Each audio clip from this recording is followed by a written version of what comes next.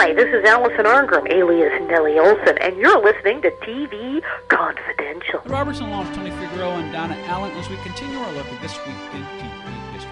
Tony? September 11th, 1974, Little House on the Prairie did their pilot.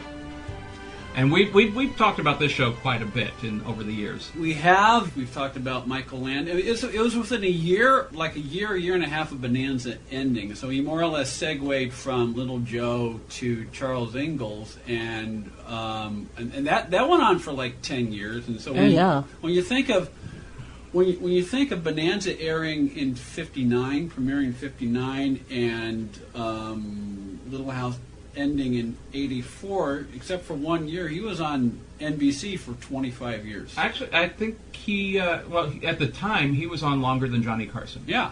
And then really between Highway to Heaven and Little House, there was no... Yeah, I mean, because Little House, Bonanza ended January '73, and then Little House premiered September '74. There would have been the movie. So yeah, except for a few months, he was on pretty much nonstop. And then he did not Helltown. What was it? He did another Highway to Heaven.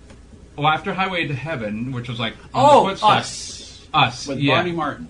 Yeah, which was the last thing he did. Which was the last thing he did. I was thinking Helltown because for a while Robert Blake did Helltown, and there was booked for a while, I think Wednesday at 9, and Highway to Heaven was Wednesday at 8. And of course the announcer doing the tease, and from heaven to hell with Helltown. Yeah, and just when the announcing of the shows was an art form all of itself.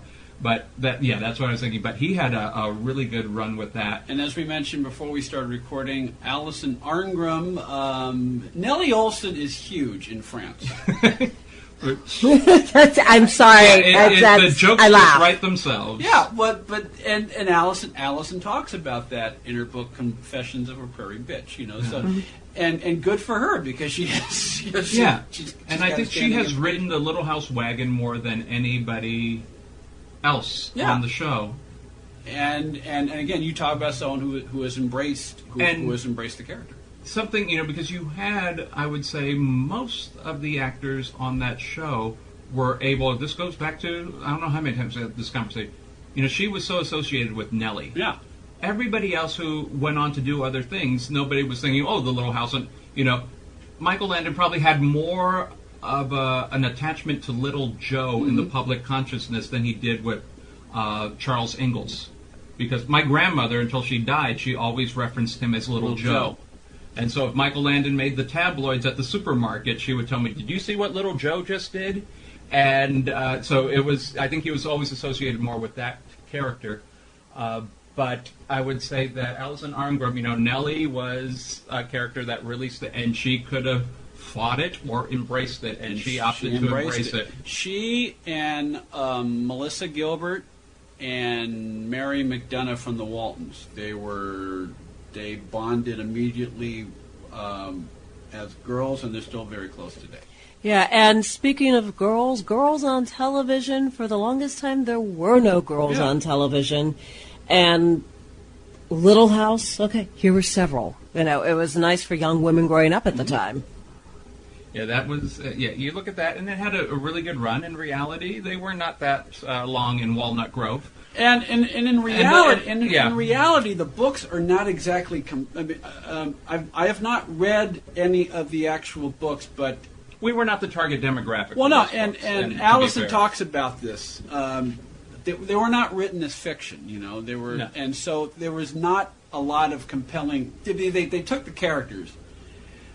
And the circumstances. And the circumstances, and beyond that, any similarities or coincidences. Yeah, Walnut Grove was a very happy place. Yeah. And the books, it was Life on the Prairie, which was rather tough. Yeah.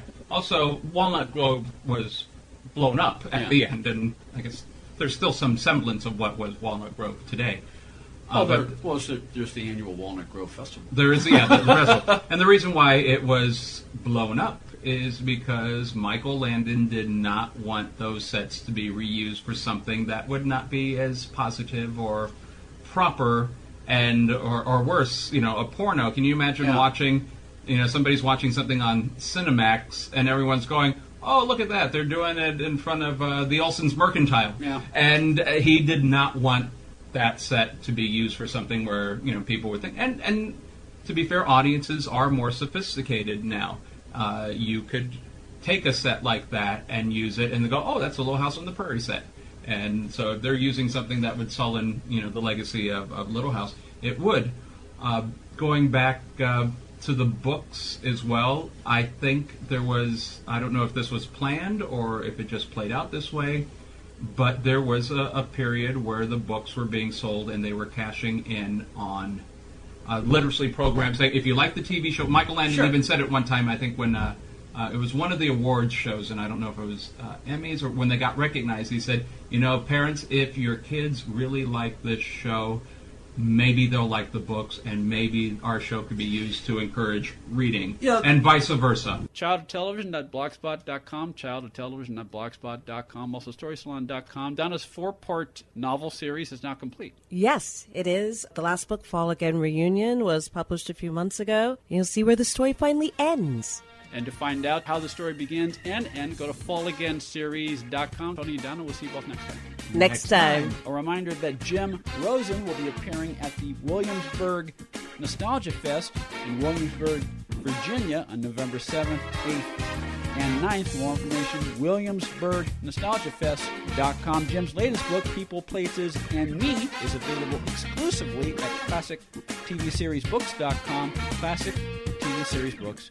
Also a reminder that It Chapter 2 is available in theaters everywhere. You can follow Will Feinbrink on Instagram and on Twitter at Will Feinbrink. For our program this week, folks, Ed Robertson, Matthew Tony Figueroa, Donna Allen, Phil Grace, Greg Ehrbar, and our producer, Chris Corman. Thank you so much for listening. We'll talk to you next time on TV Confidential.